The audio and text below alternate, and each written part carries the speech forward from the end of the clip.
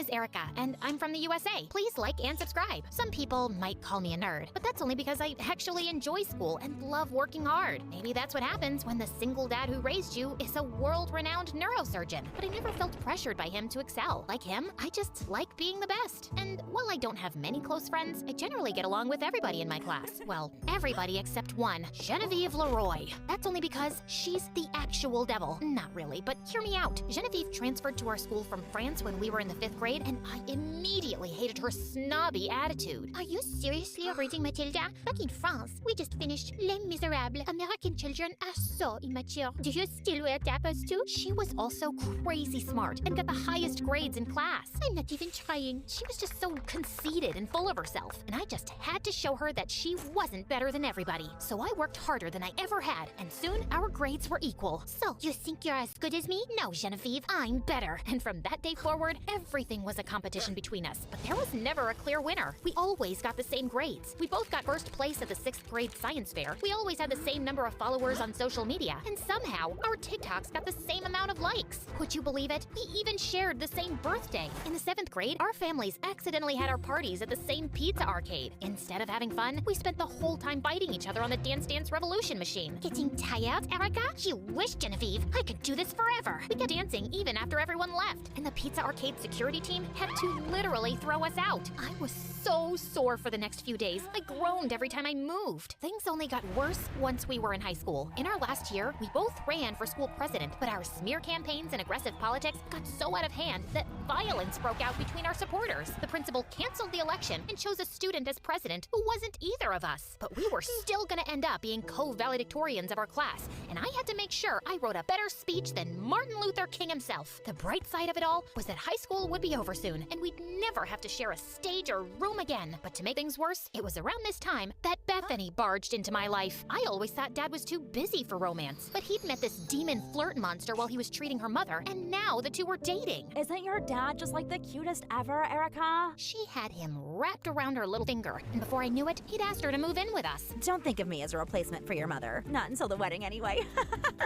As if having a snooty French arch nemesis wasn't enough, I now had to live with Barbie's evil cousin. We couldn't stand each other. All she did all day was constantly try and fail to become a viral influencer through endless Instagram and TikTok posts for a non-existent audience. Don't forget to like and subscribe. I'll teach you how to trap the man of your dreams. And whenever Dad wasn't around, she would call me a loser and an annoying know-it-all and go on and on about how I would never get a boyfriend. No matter what some of those ugly girls say online, boys do not find intelligence attractive, Erica. But at that point, boys were the last thing on my mind. The same went for Genevieve. We were both so busy trying to be the best at everything that we didn't have time for boys.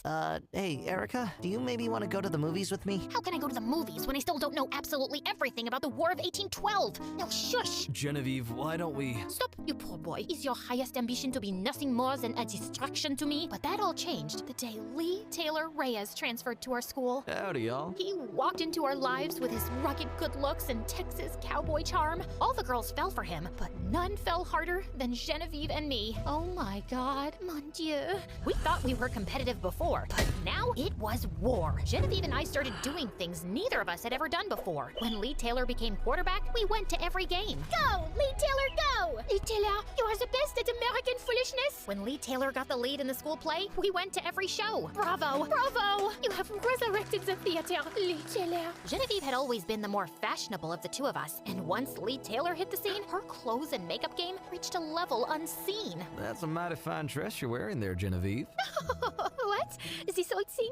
I only wear it when I don't care what I look like. There was no way I could compete with her on that level. Not on my own. I needed help, and there was only one person I could turn to, Bethany. Erica, it's so wonderful. You're finally acting like a normal girl. I was so desperate that I let Bethany give me a complete makeover. She used Dad's credit card to buy me all new clothes and makeup. She took me to the most expensive salon in town and started giving me flirting lessons. Dad was just happy that we seemed to be finally getting along. And the whole time, she was filming every everything and posting videos on her stupid channel. Hey guys, join me on my brave and selfless journey as I turn Erica from a zero to a shiro and help get her the man of her dreams. And the videos actually went viral. Bethany was officially an influencer now. And the weirdest part was that her lessons were working. Lee Taylor was now paying just as much attention to me as he was to Genevieve. There's something different about you, Erica, and I like it. Thanks for noticing, Lee Taylor.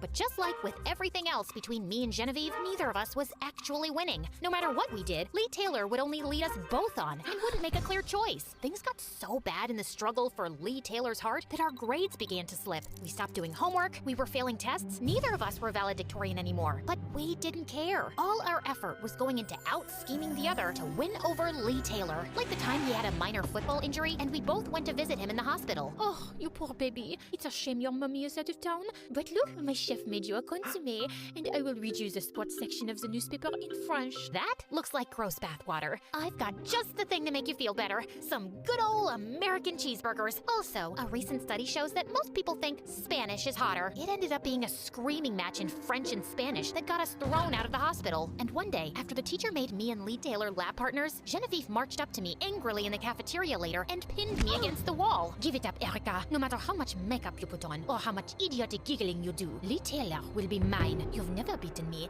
and you never will. What are you talking about? You wear so much makeup, you look like a French mime. And besides, it's you who's never beaten me. I am so much better than you, in every way that counts. Then how come you've never proved it? Prove this! Did you just throw a hamburger at my face after saying something totally stupid? Oui, do you want French fries with that? As we rolled around on the floor, screaming and attacking each other, we knew we were making an absolute spectacle of ourselves. But we didn't care about what anyone thought, except Lee Taylor. And the next day, he invited me and Genevieve to meet him by the bleachers after school. Ladies, y'all are two of the prettiest and sweetest gals I've ever met. And I've really tried to choose, but a choice is impossible. So you must make it. What the heck are you talking about? Why do you speak nonsense, Lee Taylor? I heard that y'all's rivalry goes way, way back. I'm thinking it's time that it was finally settled with a race. The Saturday, one lap around the school track. Winner takes all, including my heart. We were both shocked by this proposal, but when he gave us that heart-melting look of his, we agreed. But what we didn't know was that Lee Taylor had live-streamed our conversation to the whole school, and in the days leading up to Saturday, the race was all anyone could talk about. Posters were put up advertising the race for love. Lee Taylor was actually charging admission. None of this was legal. The principals and teachers didn't dare try to stop it, for fear that the students would rip them to pieces. Everyone was just